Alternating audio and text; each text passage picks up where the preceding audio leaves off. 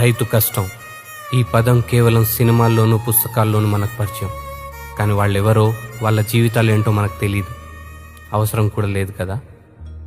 డబ్బులు ఇస్తే మన నోటి దాకా ముద్దొచ్చి పడుతుంది. అవే డబ్బులు మేమిస్తాం పండించండి అని రైతులందరూ పండించడం ఆపేస్తే ఆకలితో చచ్చిపోతాం మనం. సిటీ బ్రతుకులే కష్టం అనుకుని బ్రతుకుతున్నాం. వాళ్లలాగా ఒక్కరోజు కూడా కష్టపడలేం మనం. కుటుంబంలో ఒకరు చనిపోతే ఆ కుటుంబానికే శోకం. అదే ఒక రైతు చనిపోతే దేశానికే శోకం.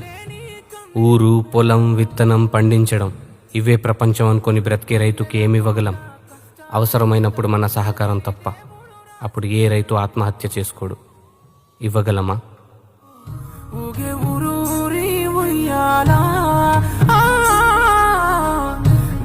తల్లి ఒడిలో ఇయ్యాలా